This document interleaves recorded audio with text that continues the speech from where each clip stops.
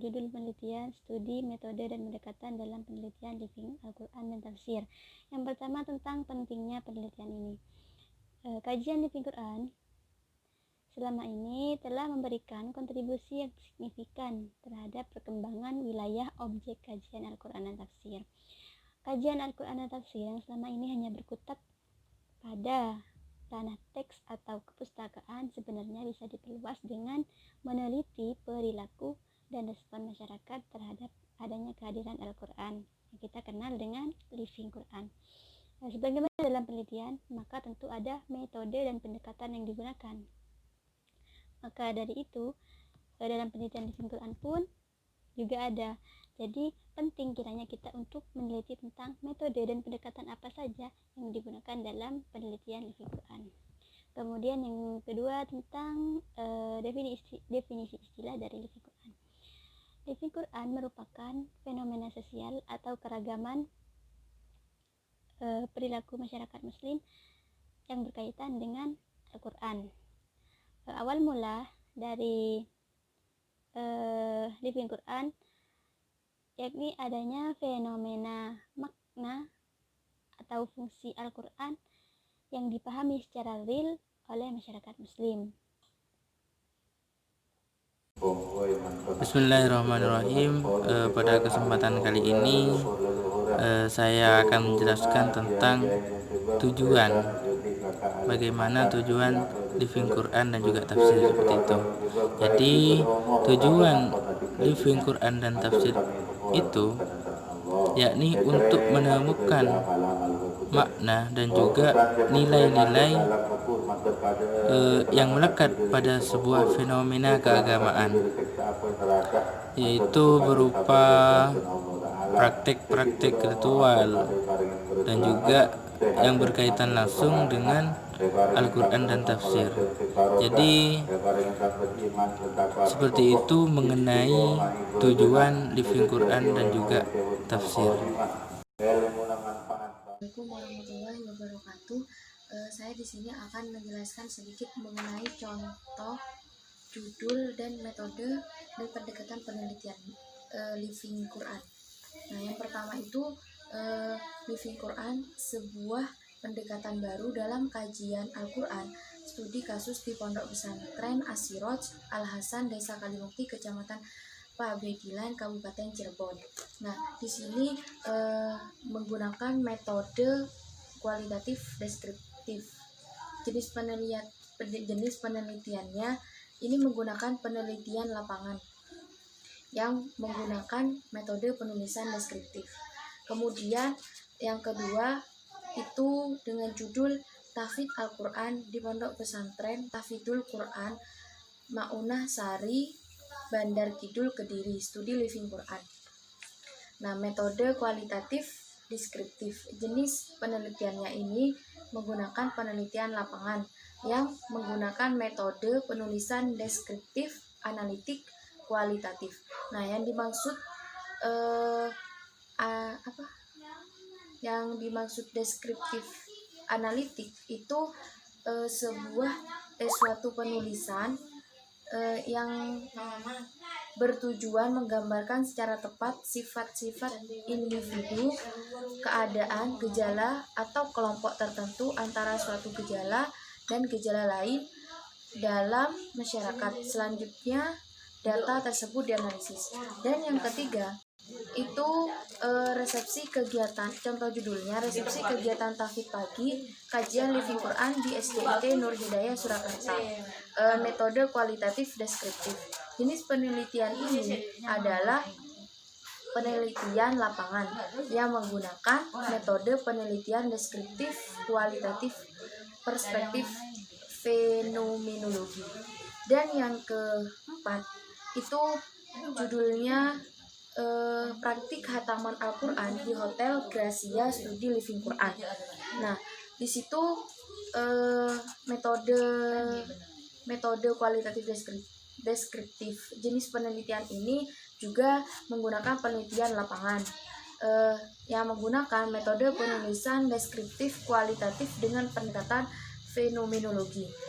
Yang dimaksud dengan pendekatan fenomenologi adalah pendekatan yang mencoba, menggali, dan menemukan pengalaman hidup manusia terhadap diri dan hidupnya. Seperti itu. Terus yang kelima, contoh judulnya tradisi pembacaan surat Al-Fatihah dan Al-Baqarah, kajian Living Quran di Pondok Pesantren Aisyah Ponorogo.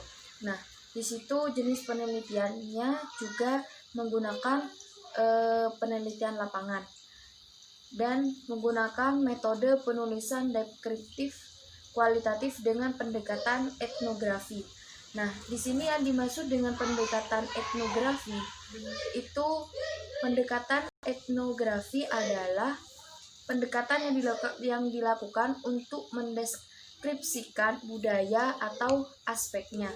Mungkin cukup sekian yang saya sampaikan, kurang lebihnya mohon maaf. Bismillahirrahmanirrahim. Pada kesempatan kali ini saya akan menjelaskan sedikit mengenai objek formal dan material pada kajian Living Quran. Seperti yang telah kita ketahui bahwa dalam penelitian, terutama dalam penelitian ilmu Al-Quran dan Tafsir, itu memiliki dua objek, yaitu objek material dan objek formal. Lalu objek formal dalam kajian ilmu Al-Quran dan Tafsir biasanya tertuju pada masyarakat secara umum maupun masyarakat secara khusus.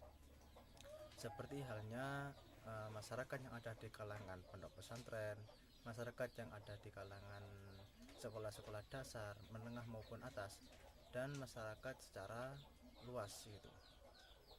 Nah, pada intinya objek material ini tertuju pada seseorang atau beberapa kelompok orang seperti itu. Lalu kemudian mengenai objek formal, di sini kajian Living Quran yang dijadikan objek yaitu Al-Quran itu sendiri atau apa-apa yang membahas di dalamnya, termasuk seperti tahfidz Al-Quran, kajian tafsir Al-Quran, maupun segala hal sesuatu yang masih membahas tentang Al-Quran seperti itu. Jadi kesimpulannya di sini bahwa objek formal itu pada Living Quran, karena sesuai dengan judulnya yaitu Living Quran, maka objek formalnya yaitu Al-Quran. Lalu kemudian untuk objek yang ditujukan untuk menghidupkan Al-Quran itu sendiri yaitu masyarakat. Nah, seperti itu. Mungkin penjelasan mengenai objek material dan formal dari saya, kurang lebihnya seperti itu. Mohon maaf. Wassalamualaikum warahmatullahi wabarakatuh. Bismillahirrahmanirrahim. Pada kali ini saya akan membahas tentang macam-macam atau pemetaan tentang penelitian Living Quran, yang mana dari beberapa jurnal skripsi yang sudah kami baca tentang penelitian Living Quran ini, itu dibagi menjadi 3 pemetaannya. Yang pertama yaitu penelitian Living Quran di wilayah pondok pesantren, yang mana fokus penelitiannya itu meneliti tentang kegiatan-kegiatan yang menurut peneliti itu kegiatan-kegiatan yang ada di pondok pesantren yang menurut peneliti masuk pada ranah Living Quran, seperti tadarus atau mengkaji Al-Quran lah intinya ya. Terus yang kedua yaitu pemetaan di penelitian Living Quran di wilayah masyarakat ya, masyarakat sosial, yang mana fokus penelitiannya itu meneliti kegiatan-kegiatan masyarakat rutinan yang banyak terjadi itu di rutinan yang membahas atau mengangkat tentang Living Quran. Dan yang terakhir itu penelitian Living Quran di wilayah akademis, yaitu di mana peneliti meneliti tentang Living Quran yang ada di wilayah kampus yang dilakukan oleh mahasiswa maupun dosen, yang mana kegiatan-kegiatannya itu masuk pada ranah Living Quran. Terima kasih. Bismillahirrahmanirrahim. Saya di sini akan menjelaskan tentang langkah-langkah penelitian data. Penelitian Living Quran ini merujuk pada langkah-langkah serta prosedur penelitian kualitatif. Nah, dari 5 makalah yang kami teliti, ternyata langkah-langkah penelitian ini langkah-langkahnya itu sama, yakni yang pertama lokasi. Jadi di sini juga disebutkan tentang lokasi penelitian tersebut. Yang kedua, metode dan pendekatan. Yang ketiga, sumber data. Yang keempat, metode analisis data. Dan yang keenam, tentang validitas data.